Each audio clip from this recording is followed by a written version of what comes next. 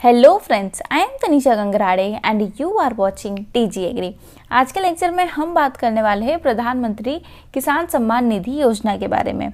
तो इसमें हम सबसे पहले देखेंगे कि इसकी हिस्ट्री कब है, मतलब ये कब लॉन्च हुई थी, फिर इसके क्या क्या ऑब्जेक्टिव्स हैं, इसके फीचर्स, कौन कौन इसके लिए एलिजिबल है, कौन इसके लिए एलिजिबल नहीं है, और लास्ट में हम बात करेंगे इसमें कुछ क्या क्या डॉक्यूमेंट्स और बेनिफिट्स आपको इसमें मिलते हैं।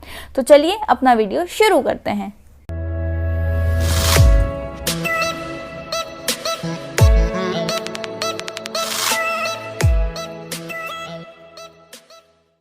प्रधानमंत्री किसान सम्मान निधि योजना, देखिए एग्जाम के पॉइंट ऑफ व्यू से बहुत ही ज़्यादा इंपॉर्टेंट है। चलिए अभी हम डिस्कस करते हैं, फिर आखिरी में आप अपना ओपिनियन ज़रूर बताइएगा कमेंट में कि आपको पर्टिकुलरली कैसी लगी ये योजना। तो उसके पहले हम इसको अच्छे से समझ लेते हैं।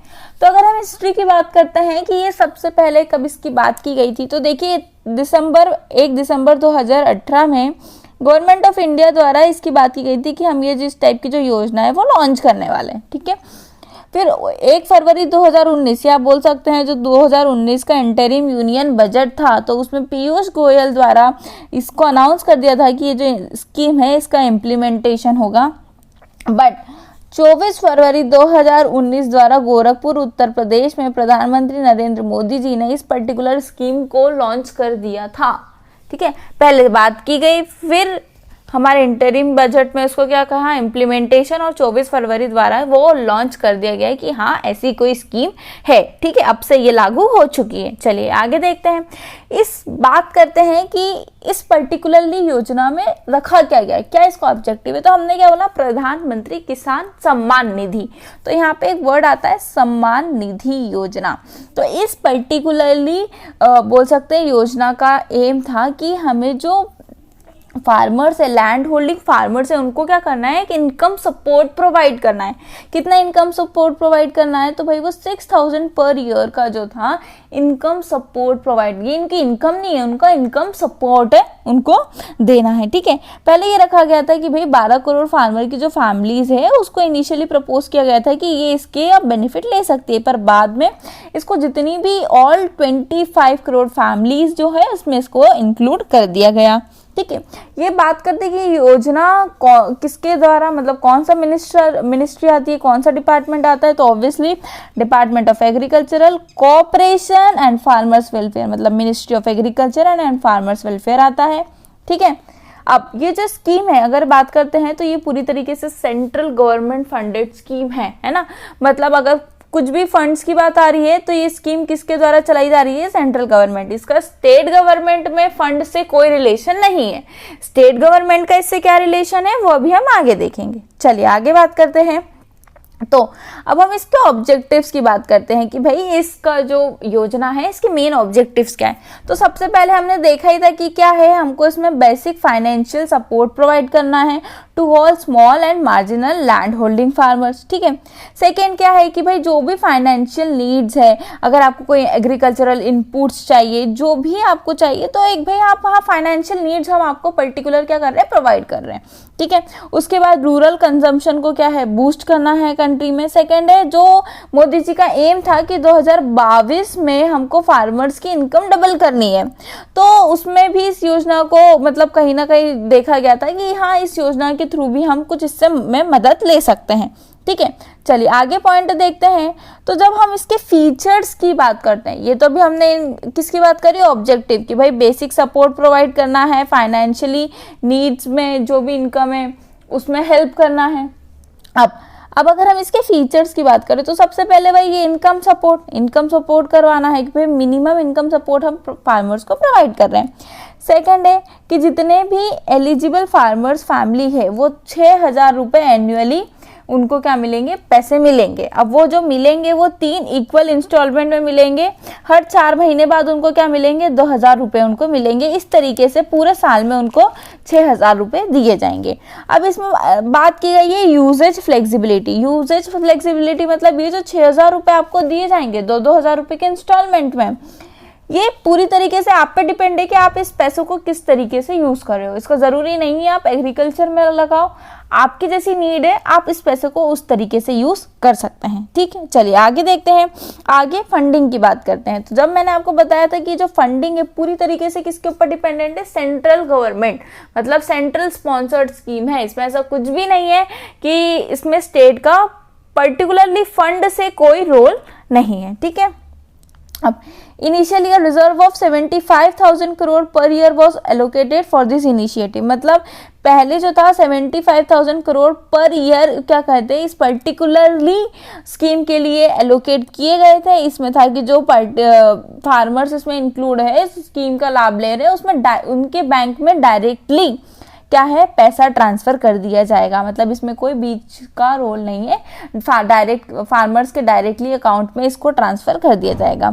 नेक्स्ट है आइडेंटिफिकेशन रिस्पॉन्सिबिलिटी। अब देखिए सेंट्रल गवर्नमेंट तो हर फार्मर के पास जा नहीं सकती भाई, इतने सारे स्टेट्स हैं, तो भाई कौन सा पर्टिकुलर फार्मर इसके लिए ज्यादा एलिजिबल है, उसको एकदम लाभ मिलना ही चाहिए। तो इसका जो आइडेंटिफिकेशन की रिस्पॉन्सिबिलिटी थी वो particularly state and union territory government के ऊपर थी कि आप हमें बताइए कि कौन सा पर्टिकुलर फार्मर फैमिली है जो पर्टिकुलर इस योजना के लिए एलिजिबल है और उस क्राइटेरिया में आती है। ठीक है, चलिए आगे बात करते हैं कि इसमें एलिजिबिलिटी क्या है।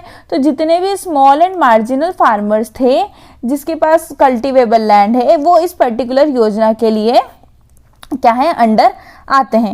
अब क्वेश्चन तो ये भी बहुत इंपॉर्टेंट है ना, ये तो आपको पता है कि भाई जिसके पास कल्टिवेबल लैंड है, स्मॉल एंड मार्जिनल फार्मर्स हैं, तो वो इस योजना के लिए एलिजिबल है। पर क्वेश्चन तो ये भी होता है ना कि इसके लिए एलिजिबल कौन नहीं है ना।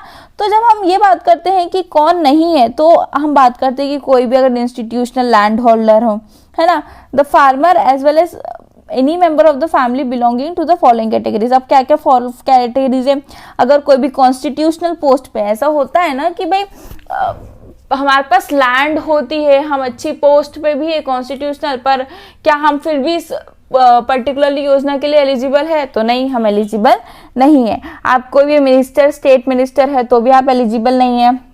ठीक है, आप Rajya Sabha, state legislative assembly, Lok Sabha, state legislative council के मेंबर्स हैं तब भी एलिजिबल नहीं है।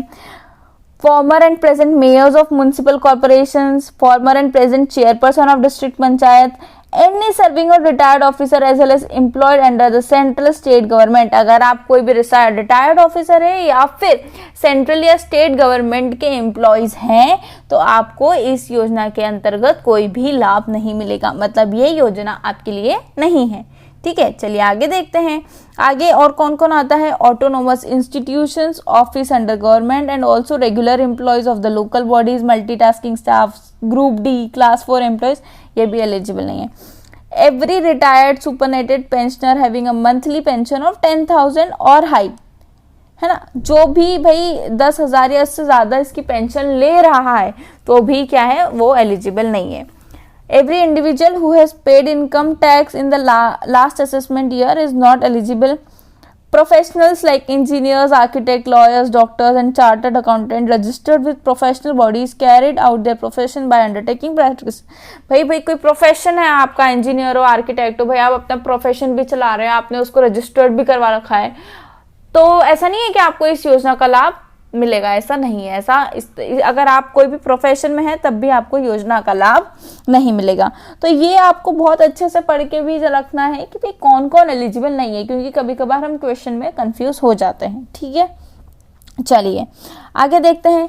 तो अगर आप इस पर्टिकुलरली योजना के लिए एलिजिबल है तो आपके पास कौन कौन से डॉक्यूमेंट्स होना चाहिए, तो आपके पास आपका लैंड होल्डिंग का पेपर होना चाहिए, आपका आधार कार्ड होना चाहिए, सिटीजनशिप सर्टिफिकेट होना चाहिए और बैंक अकाउंट की डिटेल्स होना चाहिए, तभी क्या है आपको जो अकाउंट है वो डायरेक्टली आपके अकाउंट में पैसे आएंगे। ठीक है, चलिए आगे देखते हैं। आगे हम इसकी बात करते हैं कि इसमें क्या बेनिफिट्स हैं। तो जब हम बेनिफिट्स की बात करते हैं तो देखिए सबसे पहला है कि आपको इनकम सपोर्ट मिल रही है 6,000 रुपए की पूरे साल में, है ना, to all eligible farmer families. This amount paid in 3 installment, ये हमने बात करी कि भाई 2,000 रुपए आएंगे हर 4 महीने में, मतलब पूरे साल में आपके पास 6,000 आएंगे, तो आपको एक इनकम सपोर्ट मिल रही है। सेकेंड है the PM Kisan Yojana aim to supplement the financial needs of eligible farmers. भाई कि भाई आपको फाइनेंशियल नीड्स आपकी सप्लीमेंट की जा रही है, या भाई आपको जो भी फाइनेंशियल नीड्स है पर्टिकुलर टाइम पे, तो उससे आप अपनी पूरी कर सकते हैं by procuring input related to, जो भी है भाई आपको इनपुट रिलेटेड टू एग्रीकल्चर है, या जो भी आपकी नीड्स है फाइनेंशियल वेलबींग के लिए, डेब्ट का बर्डन है, तो वो सब आप इससे पूरी कर सकते हैं। ठीक है, और क्या है इसमें, the PM Kisan Yojana can help reduce poverty among farmers, it provides them with regular source of income, it helps farmer to meet their basic needs. भाई पॉवर्टी को रिड्यूस करने के लिए मेनली इसका बनाया गया था कि हाँ, जो फार्मर्स हम जानते हैं कि इतनी मेहनत करने के बावजूद भी बहुत सारी क्लाइमेटिक कंडीशंस और बहुत सारे रीजंस हो जाते हैं जिसकी वजह से उनको जो पैसे उनको मिलने चाहिए वो नहीं मिलते हैं। तो ये है कि भाई उसकी इस योजना के थ्रू हम पॉवर्टी रिड्यूस कर सकते हैं। नेक्स्ट पॉइंट है the PM Kisan Yojana can help boost economic growth by increasing the purchasing power. Obviously अगर उनको पैसे मिलेंगे तो उनकी परचेसिंग पावर बढ़ेगी, परचेसिंग पावर बढ़ेगी तो क्या होगा, इकोनॉमिक ग्रोथ भी इम्प्रूव होगी।